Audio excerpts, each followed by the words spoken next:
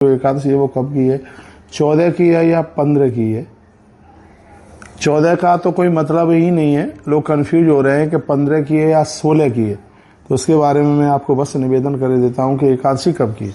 तो सबसे पहले तो मैं आपको ये बता दूंगा, अब की बार 2 एकादशी नहीं है, एक ही एकादशी, और वह एकादशी कब की रखे। तो धर्मराज युधिष्ठिर ने भगवान को पूछा कि भगवान आप यह बताइए कि ऐसा कौन सा व्रत है जिसके करने से जिंदगी के संपूर्ण पाप समाप्त हो जाते हैं।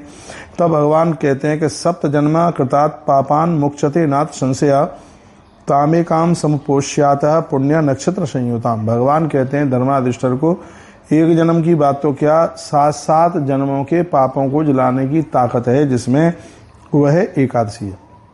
और जिस दिन एकादशी जब से ये प्रारंभ हुई है मार्गशीर्ष के महीने में, यानी अगैन के महीने में कृष्ण पक्ष से एकादशी आरंभ हुई। यदि कोई इस एकादशी का व्रत करता है तो एकादशी सहस्रस्य फलम प्राप्नोति मानव स्नान दानम जपो होम स्वाध्याय देवतार्चनम, उसे हजारों यज्ञ करने का फल और हजारों उसको मालाओं का जप करने का फल, हजारों बार तीर्थों में स्नान करने का फल उसे तत्काल प्राप्त हो जाता है। पंचमेनान अश्वमेधेन यदा स्थातो युधिष्ठिर, ये युधिष्ठिर उस व्यक्ति को 5 अश्वमेध यज्ञ करने का फल प्राप्त होता है जो उत्पन्ना एकादशी का व्रत करते हैं। भैया उत्पन्ना एकादशी की महिमा इतनी ज्यादा है। हेमंते चैव संप्राप्ते मां से मार्गे च शोभते, भगवान कहते हैं हेमंत ऋतु में ये अगैन के महीने में कृष्ण पक्षे चया पार्था द्वादशी ताम पोषयेत, और यदि यह कहीं एकादशी द्वादशी में पड़ जाती है भगवत कृपा से इसकी महिमा बहुत ज्यादा बढ़ जाती है। तो भगवत कृपा से यह एकादशी है वो 15 तारीख को, उस दिन शनिवार है, 14 तारीख की रात्रि में 12 बजे के बाद में, रात्रि में 12 बजे के लगभग 49 से एकादशी आरंभ होगी।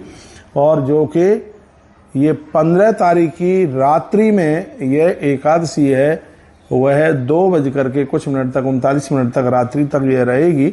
इस हिसाब से यह 11 से वो एकादशी है वो 15 तारीख को ही है। तो उसका पारण का टाइमिंग्स क्या होगा तो वह भी मैं निवेदन करूंगा। हरिवासर को छोड़ करके पारण किया जाता है तो मैं पंचांग दे करके वो भी मैं आपको निवेदन करूंगा। और मैं कहूंगा 100% नहीं 1,00,000% एकादशी 15 तारीख को ही है, और आप 15 तारीख को ही यह 11 का व्रत करें। इस एकादशी की महिमा इतनी ज्यादा है कि शब्दों में उसको बांधा नहीं जा सकता। कहा गया पंचमेना अश्वमेधेन यदा स्नातो युधिष्ठिर, हे धर्मराज युधिष्ठिर 5 अश्वमेध यज्ञ करने से जितने पुण्य की प्राप्ति होती है उतना ही पुण्य है वो सिर्फ अकेली उत्पन्ना एकादशी करने से उतने फल की प्राप्ति हो जाती है।